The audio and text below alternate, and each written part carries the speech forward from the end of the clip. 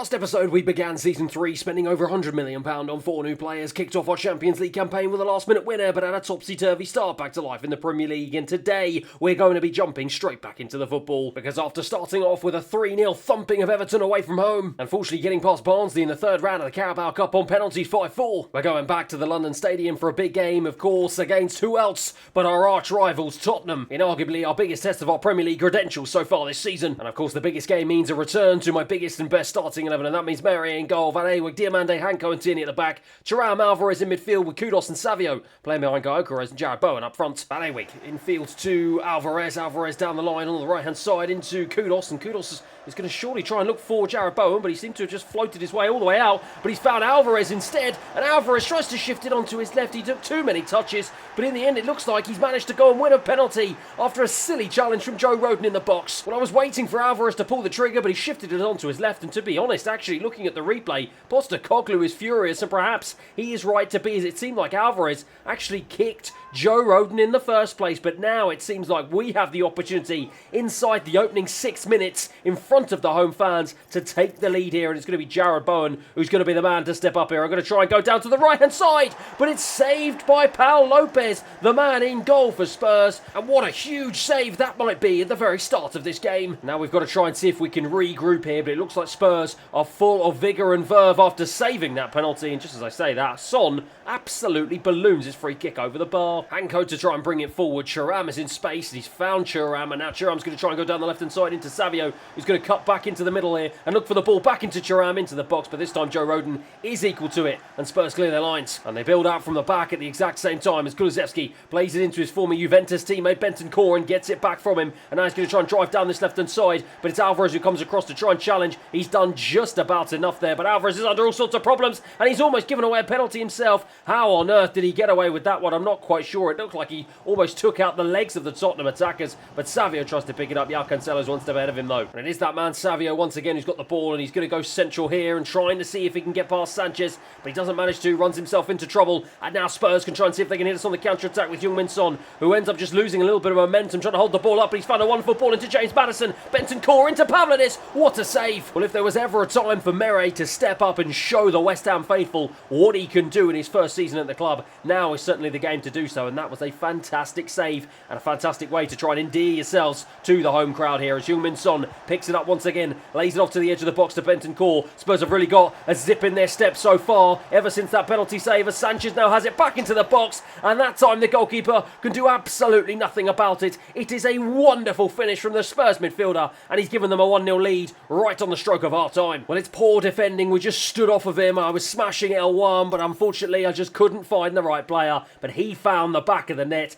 A wonderful strike. 1-0 Spurs. Spurs now really have the bit between their teeth as they storm back into the edge of my penalty area, and now Pavlidis has it, trying to go past Diamande, does manage to wriggle away from him. Does he wriggle away from a couple of challenges? Plays it into Heung-min Son. João Cancelo strikes. This time it's Mere who does save. My word, my defence is at 6s and 7s at the back at the moment. Well, really not the opening 45 minutes that we were hoping for. I really thought we were going to start fantastically. We did. We got into the Spurs penalty area, but we could not take advantage of the penalty that was given to us inside the opening 6 minutes, and ever since then, I've got to be honest, Spurs have certainly been the better of the two teams here, and now it's on us to try and see if we can turn this game on its head as Gyökeres picks it up on the right hand side, but the big Swede is the man who I want in the box. He cuts it back though into the path of Kudus. Kudus trying to shift it into the box. He goes, he continues his run all the way through. My word, what a save from the goalkeeper. It's given away in a really dangerous position, and Alvarez picks it up into Gyökeres, into Jarrod Bowen. Jarrod Bowen on his left. What a finish, and what a way to start this half and get us right back into this game. Well, Spurs gave the ball away in a really dangerous position. Alvarez was on it like a flash, and that's a lovely ball from Gyökeres, and Jarrod Bowen, of course, doing what he does best, sneaking into the opposition penalty area,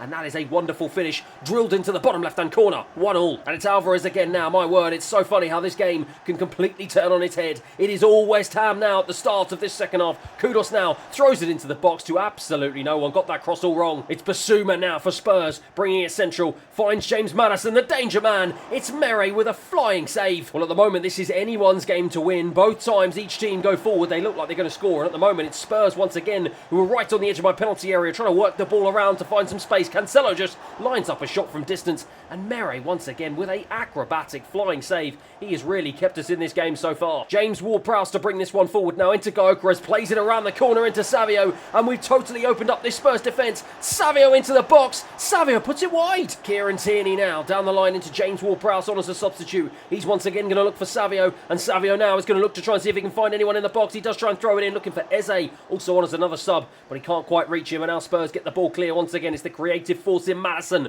who plays it out to Heung-min Son on the left-hand side. Bayer can't get past Diamande, who once again is an absolute rock at the back, and he's found a lovely ball through into James Ward-Prowse. Eze now down the right-hand side to throw it in, looking for Gyökeres. Oh, it's just tipped over. What an electric game here at the London Stadium. End-to-end stuff here. James Ward-Prowse with about 5 minutes remaining on the clock to throw a corner in. He doesn't manage to find his man. It will be headed away by the Spurs defence. Heung-min Son knocks it down into Bayer, and Spurs get the ball clear once again. Heung-min Son down the left-hand side into Bayer once again. Madison back out to Son, who now finds himself in space, and Alvarez now is frantically trying to come across to see if he can cover the ground. What a fabulous challenge from the Mexican. He absolutely needed to make that one, and it needed to be perfect right in the penalty area. Eze can't get it clear though, and it falls to Madison, but who else going to be but Diamande, who's in the right place at the right time. Hanko clears his lines. Out to Tierney as the referee blows for full time. Well, my word, I think I need a moment to try and catch my breath. What an absolutely fantastic game here from both of these two teams, putting on an absolute clinic. But it seems like nothing could separate them at full time as it finishes West Ham 1, Spurs 1. Well, as you will see, seems like we're struggling so far to find our feet in the opening 7 games of our Premier League campaign. Just 3 wins on the board and 12 points to our name. And already now, with just 7 games played, we're 7 points behind the league leaders Newcastle. But after managing to get 3 points on the board in our opening group stage game in the Champions League against Braga, it is now time to see if we can seek revenge on the road against the team that knocked us out in the Europa League round of 16 last season. That is right, we are heading to Spain,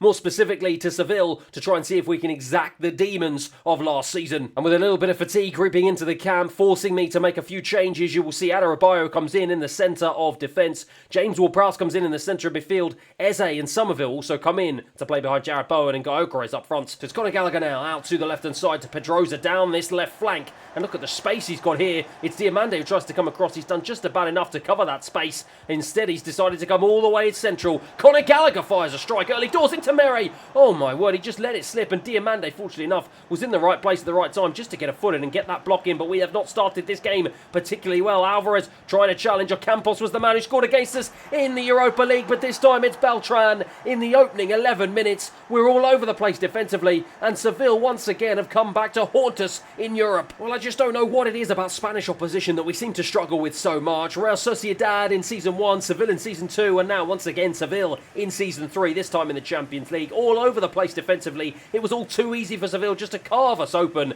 and it was a wonderful strike into the bottom right-hand corner to give them a 1-0 lead. It's Eze now to try and bring this one forward and plays it down the channel into the big Swede, Victor Gyökeres. He's currently got absolutely no options, but it seems like he doesn't need them as he's just ghosted into the penalty area, and he forces a save out of the goalkeeper. Perhaps he should have done better in that position. You would expect a man of his quality to do much better in front of goal, and that is a big opportunity missed. But Jarrod Bowen is going to pick this one up now and try and see if he can try and do something different, but in the end it's powered against the defenders. We keep it alive with Tierney, and James Ward-Prowse drags it wide. So it's a Campos once again and manages just to wriggle away from the challenge of Van Ewig. Really nicely done. Plays it into the goal scorer Beltran, who just manages to go past Diamande. Merry's going to throw this one out to Van Ewig as we look to try and build out from the back here, and Jarrod Bowen is the man who's come so deep to try and see if he can get himself involved in the play here and try and see if he can force the issue as Kieran Tierney brings it forward into Eze. Eze has taken this one on really nicely and tried to play it into Gyökeres. It was a poor ball. He had options up in front of him, but he couldn't find them. Somerville manages to get the ball back with the press though, but in the end, once again, Seville managed to play their way out of trouble. James Ward-Prowse has won that back in a really good position. Kieran Tierney to bring it forward into Eze, looking for a better pass this time, doesn't manage to find it, gets a little bit lucky with the rebound, and eventually does manage to find the big sweet Gyökeres, who plays it into Jarrod Bowen off the post, and Jarrod Bowen was so close to getting up the second ball, but Eze now falls to him. Alvarez will strike.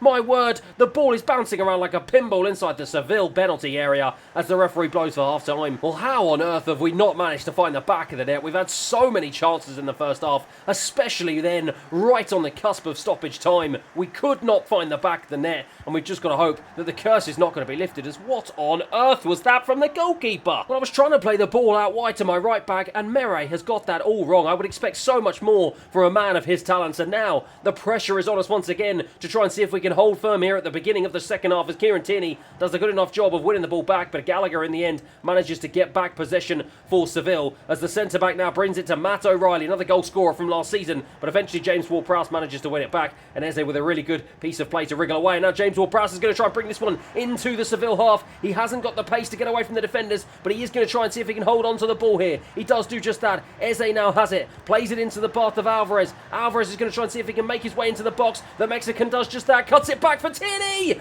Tierney drags it wide. So it's Eze now once again driving into the Seville box here. I'm going for the cutback. Yet again, Gyökeres can't find the back of the net. Straight at the goalkeeper. How many chances does one team need? I've made a few substitutions here with about 20 minutes remaining on the clock to try and see if we can force the issue and find a way back into this game as Kudus plays it into Emerson. Emerson into the box now, tries to cut it back. Another block from the Seville defence. We cannot seem to break them down. It's Somerville now. Somerville to try and go down the right-hand side. I'm going to try and see if I can look for a lovely ball over to Jarrod Bowen, and he's found him brilliantly. And Jarrod Bowen into the box now. Can he play it across? He can! Into Kudus. And finally, we have the goal that we deserve. And it's Kudus on as a substitute. He is the man who gives it to us. Well, it was Somerville who came deep. A lovely little dink pass over to Jarrod Bowen, who, of course, manages to wriggle away from the defender and unselfishly plays it right across the 6-yard box. And Kudus, unmarked at the back post, is on hand to leather it into the back of the net. I thought the goalkeeper was almost going to get a touch on it, but fortunately enough, Kudus manages just to slide it past him and equalise 1-1. Conor Gallagher now for Seville as they try and see if they can hit back straight away as Campos tries to go past Wrench, and he does manage to go past the young Dutchman. Throws it into the box. Beltran forces the goalkeeper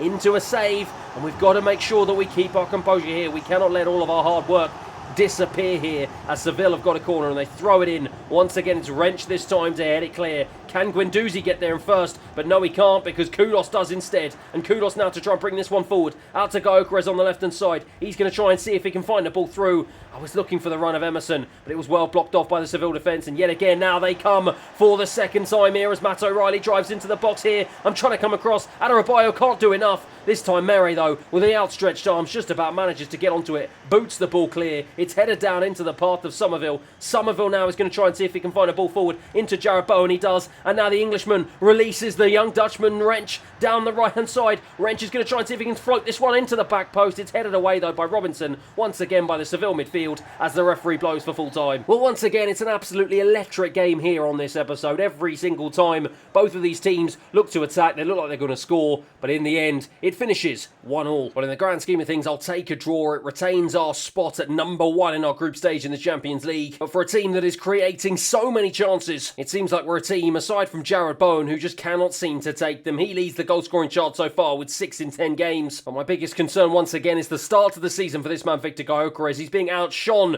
by his striking partner, Jarrod Bowen. And he did start off Season 2 not particularly well when he did end Season 2 on fire. So hopefully he can continue in Season 3. Once again, though, we're all business this episode, going straight back to the football, starting off with a 2-2 away draw to Brighton, before getting back in the win column, courtesy of a 3-1 thumping against Leeds United. We continue our unbeaten run in the Champions League, courtesy of a 2-2 draw away from home against Anderlecht, and it's a 2-1 away victory back in the Premier League against Crystal Palace, and managed to scrape through to the next round of the Carabao Cup, once again, courtesy of a penalty win, 5-3 against Arsenal. It's 2 points dropped in the next Premier League game, though, 1-1 against Newcastle, before getting 3 points back on the board in the Champions League, beating Anderlecht 4-2 at home, before finishing off a marathon of games on a positive note, beating Coventry City away from home 2-1. And it looks like those results in the Premier League have meant a return to normality as we managed to bump ourselves back up into the Champions League spots, 4th position to be precise, but we are still 7 points behind the league leaders Newcastle in our fight for the Premier League title. It's better news in the Champions League, though, as we do in fact sit top of the group, level on points with our arch nemesis Seville. But for now, though, it's time to see if we can close the gap back to the top of the Premier League table as we embark on our third play game of the episode at home against Southampton. And it's going to be a high pressing start here as Jarrod Bowen wins the ball back in a really good position, and now we are barrelling forward here towards goal. Jarrod Bowen across the box. He got caught in two minds whether or not to try and find Gyökeres or go for the goal himself, and in the end he chose neither,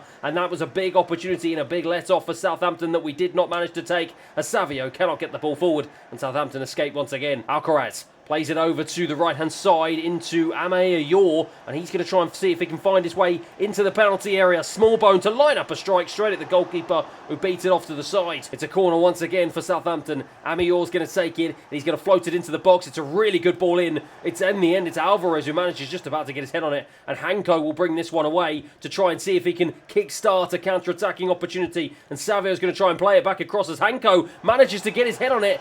And in the end, I was trying to see if I can put a challenge challenging as I thought I was going to be able to get there, and I smashed circle, and it was the wrong decision as the end, and he tried to shoot from about 40 yards out. That is not what you want to see your centre-back do. It's Alvarez, though, who wins it back once again. This heavy press is really working out so far as Alvarez tries to drive back into the box. The Mexican lines up a strike, and it's a really good save. Gyökeres keeps the ball alive into Kudus. Kudus is going to line up a strike with his left. It's another big save. Well, we're really starting to pepper this Southampton goal, and once again, Savio plays it across, and once again, McCarthy with a fantastic stop, this time to keep Jarrod Bowen at bay. It's going to be another West Ham corner here. We are knocking at the door, but so far we just cannot break it down. Into Jarrod Bowen once again. This time it's Bella Kotchap who manages to head it clear. Alvarez back out to Thuram. He plays it into Savio. Savio on his left balloons it over the bar. Small bone. Once again, it's a big challenge from Thuram in the Southampton half. This time it's Jarrod Bowen who wins it back, and he's going to try and flick it across into Kudus on the volley. That is an absolutely brilliant goal. Well, arguably that could have been the toughest of them all. Kudus,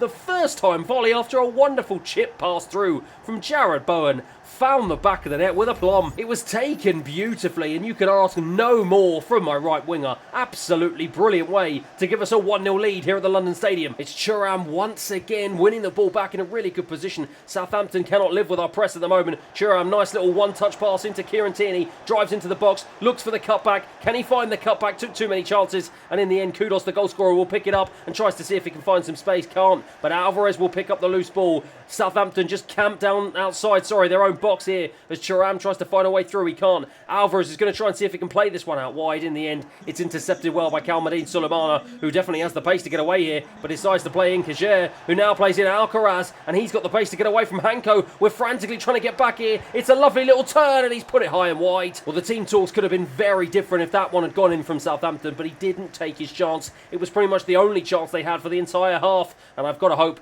that we can limit them the same way in this second half that we did in the first, as Kudus now has the chance to drive down the right-hand side. He's done a really good job of doing so, floated into the back post, looking for Savio with his head, and that was a better head than expected, forcing the Southampton goalkeeper into a very smart save, as we get another corner in this game that Savio is going to be the man to float it in, looking for Jarrod Bowen. It's another good head, but it's over the bar. Bree for Southampton, the right back to bring it forward into Alcaraz, but he loses it. Thuram, who read it really well and then gave the ball away. Really, really poor from the central midfielder, who is still trying to find his feet in a West Ham shirt so far this season, as Amy Orr now has it into Alcaraz once again, who plays it out to the right winger in Bree, who tries to put it into the box, but Hanko read it really well, and now we can escape with the ball once again, but we've got to give it away, and this has been a really, really poor start in this second half. We haven't been at the races so far. We've got to make sure that we keep our composure, as it is only 1-0 here, as Southampton looks to press on to try and see if they can find an equaliser. Kajer once again to bring this one forward. He gives it away, though. It's been really sloppy from both teams. Now we've got the opportunity to try and see if we can break away here, and it's a ball over to the left-hand side to Savio,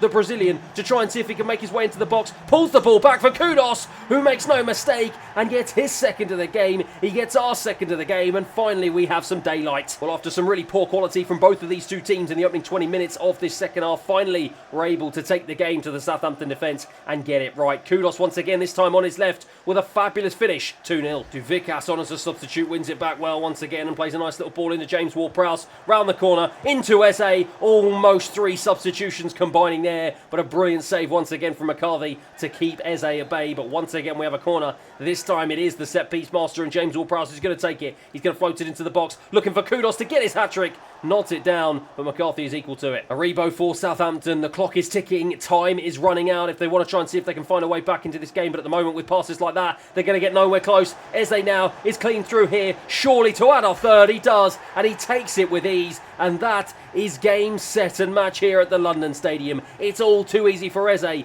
to give us a 3-0 lead. Once again, it was a high press, and once again, it was some lovely interchanging passing to rip apart the Southampton defence, who could do absolutely nothing. And when Eze was clean through on goal, you absolutely knew what the outcome was going to be. Nice little finish, curved it around the goalkeeper, 3-0. And with that turning out to be the last attack of the game, the referee brings to an end what has been a fabulous performance from the West Ham players. Full-time era finishes West Ham 3, Southampton 0. But it seems like our positive ascent up the table has been recognised by the higher powers, as I have been named Manager of the Month of November. 4 games, 3 wins, unbeaten. And after Newcastle seemingly have dropped a huge amount of points in the last few games, we've managed to claw 4. The gap back now down to 3 points as Arsenal have overtaken them to top spot, but look how tight it is between the top 4. But once again, our credentials are going to be put to the test back at the London Stadium, as this time we're going to be welcoming another Manchester team. This time, the Giants of Manchester United, for what is going to be a titanic clash in front of the home fans. Once again, it's a big game and another fantastic opportunity for us to assert our authority in the Premier League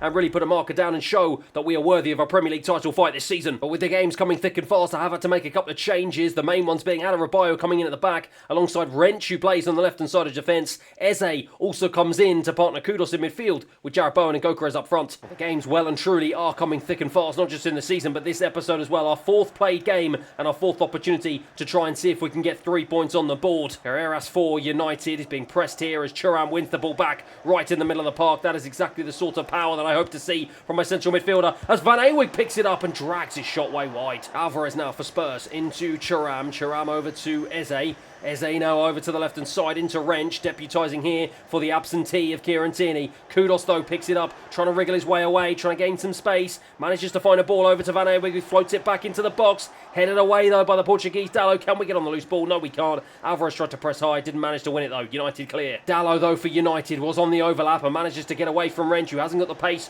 to try and track him back here. Lovely pass into the box here. Van Awig with a diving header. My word, what a clearance that was. And it's Jarrod Bowen who's managed to get ahead of the defender and is played in Kudos now, and the attacker is going to try and see if he can bring this one forward, and that's a lovely ball into the big Swede who's managed to keep himself onside. He's got the pace to get away from the centre back. It's off the post. Oh my word, I thought he was going to bury it. That was a big miss. Lindelof for United under pressure, manages to escape that pressure and plays Carreras in. Williams now down the left hand side. Alvarez though manages to get there ahead of Bruno Fernandes, wins it back. Diamande to bring it out. Out of the two teams, we've been the best so far. It's played into Thuram. Thuram surely going to look for the ball down the channel into Gyökeres. Can he do enough to wriggle his way through? Yes, he does. He gets a bit of luck, and the ball falls back to him in a really good position, but he makes no mistake at the second time of asking and just slides a lovely strike past the goalkeeper to give us a 1-0 lead. Well, Thuram was just waiting, found the spot, and I thought the chance was gone, but it just fell back. Onana, it could be argued, should have come out quicker, but he didn't, and Gyökeres will not care one bit. He took the chance. He gives us a 1-0 lead here at the London Stadium. Ziyech, though, shifts it onto his left really nicely and tries to see if he can find his way into the box.